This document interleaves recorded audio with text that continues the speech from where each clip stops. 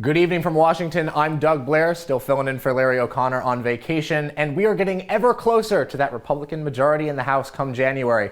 What are some of the things that the House is going to do now that they have the power, that they're going to be able to maybe prevent the Biden administration from enacting some of its worst policies? Hopefully they'll do some investigations. Well, here to tell us about what that's going to look like is Congressman Jim Jordan from Ohio. Always a pleasure to have you on the show, sir. Thank you so much for coming. My pleasure. Good to be with you, Doug. Absolutely. So again, I think it is crucial to know, for the American people to know what exactly Republicans will do with the power that we've just given them. So Jim Jordan, where do you think we should start? Well, the leader McCarthy, who I think will be Speaker McCarthy, has indicated that day one we're gonna repeal these 87,000 IRS agents, and we're gonna pass legislation to do that. I think we have to stay strong on that when we get to the appropriations and process, and make sure we don't fund those 87,000 agents who are gonna. I mean, we know what they're gonna do. They're gonna go harass American taxpayers. So that's one. In our committee, we're gonna focus on the political nature of the Justice Department. Just something that's not supposed to happen in our great country. I always say that, America's the greatest nation ever, but America's not America if you have a Justice Department that is not treating people equally under the law. And that's exactly what we have now. And we know we have that because we've had agents come to us as whistleblowers and tell us what's going on. So we're going to look at that.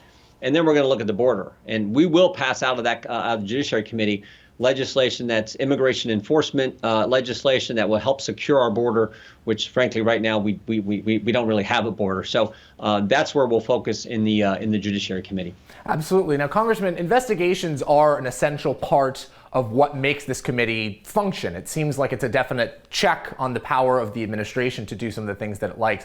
Do you see that there's a particular part of the investigation process that you're interested in showing to the American people? I know a lot of people are clamoring, for example, an investigation into Hunter Biden. What are you thinking that you're going to start focusing on first in that perspective? Well, the broad category is we have a Justice Department that is political. I mean, again, we've had you had the whole situation a year ago where we learned that the FBI and the Justice Department were treating moms and dads as terrorists, domestic terrorists, and they investigated over 24 parents, no one charged with anything. But they investigated these moms and dads for simply showing up at a school board meeting and advocating for their son or daughter. So that was the first whistleblower, came and talked to us about that. We've had a number of them since, over a dozen, who've come and talked to us. So we're going to look at that. But maybe the best case study is the Hunter Biden laptop situation.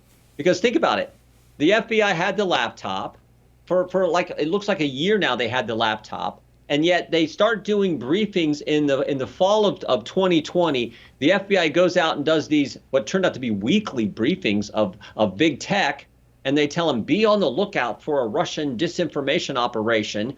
And then so that's happening. And then on October 14th, the New York Post reports about the laptop. 5 days later, you have 51 former intel officials say, this looks like a Russian misinformation operation, when it wasn't. It was the truth. But you had 51 former intel officials say this. And that story gets suppressed. So that's this collusion of big government, big tech, big media to keep information from we the people, and to keep that information from us literally just days before the most important election we have. That's not supposed to happen in our country. And so we're going to look at all that and the role that the FBI and Justice Department was playing in that whole, what turned out, frankly, to be a misinformation operation from the government and big tech. We want to get to the bottom of all that. Absolutely. Well, Congressman, I think one of the things the American people are also wondering pretty strongly is what we're going to do with the slim majority that we have. Unfortunately, the midterms didn't go quite how we were hoping that they would. Right. It didn't turn out that we got necessarily the massive amount of Republican power in the House that we wanted to. And of course, the Senate went to the Democrats. What are your thoughts on how that turned out? Why do you think that those results were not quite as happy as we were kind of hoping they would be? Well, I mean, look at the positive. We won the popular vote, which was I think good. We got the majority, not the numbers, as you said, that we had hoped. I do think we just got to work harder. We got to have a more compelling message sometimes, and the voters need to know that when we get power, we're going to do what we told them we were going to do. I always say I think we make this job way too complicated. It's pretty basic. What'd you tell the voters you were going to do when you ran for the job? When you put your name on the ballot, you went out and talked to the folks you'd like to get the chance to represent. If they elect you, go do what you said. So I think we have to be better at convincing them we are, in fact, going to do what we said. And then sometimes I think there's some element of this, just on a kind of nuts and bolts level, we have to do a better job of in states that allow this crazy ballot harvesting where it's legal. we got to do a better job of collecting ballots and getting people to vote and vote early. It's not really what Republicans like to do because we don't like this whole mail-in balloting that's happening in several of our states.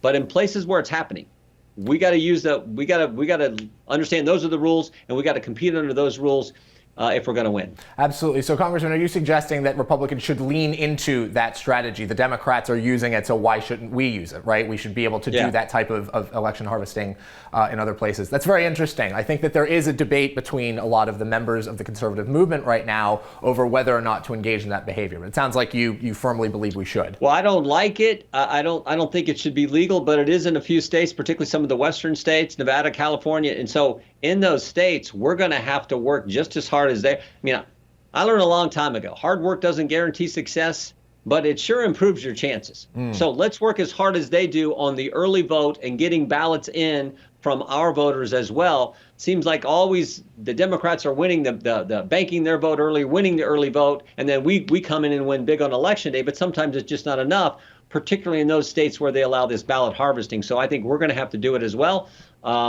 Those are the rules. Let's compete under the rules and let's win. Absolutely. Well, Congressman, I think it's also important to note that there is a little bit of, shall we say, discord in the caucus at the moment surrounding leadership in the House. Kevin McCarthy is facing a couple of challengers to his speakership. And it reminds me of a time back in 2016 where the Freedom Caucus was also sort of saying we're not necessarily as confident in your leadership as we could be. What are your thoughts on Kevin McCarthy's speakership, and do you think he deserves to be Speaker?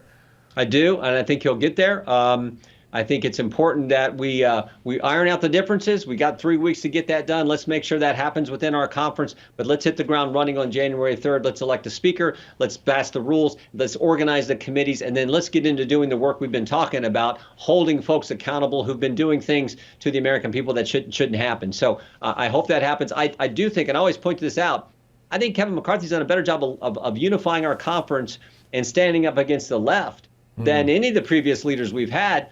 And I always point to, when the Democrats did their first ridiculous impeachment on President Trump back in 2019, the conventional wisdom was that every Democrat in the House was going to vote to impeach President Trump and a bunch of Republicans were going to join in. After we went through that 4-month ordeal, focused in on the facts, the truth, worked together as a team, got that information to the American people, exactly the opposite happened. Every Republican voted not to impeach President Trump. Several Democrats joined us, and one even switched parties and has been reelected twice now, Jeff Van Drew.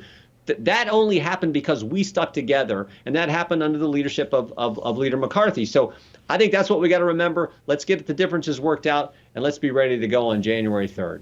Very quickly, Congressman Jordan, as we're running out of time, do you think that the leadership going into the 2024 presidential cycle is ready to take on the left? Do you think we are prepared to do that? We have to. I do, and we have to, because where the left wants to take this country, their attack on the First Amendment, their attack on the Second Amendment, we went from a secure border to no border. We went from safe streets to record crime. We went from stable prices to a 41-year high inflation. They've done all that to the country in 22 months. They want to keep doing that crazy stuff. What they've done to energy, for goodness sake, which is driving that inflation rate and driving our economic problems. We have to stand up to all that. We had better be aggressive. We had better stick together and set the stage for 2024 when I hope that President Trump's our nominee, and I think he's going to be, and I think he's going to win. Congressman Jordan, thank you so much for your time. More to come on O'Connor Tonight.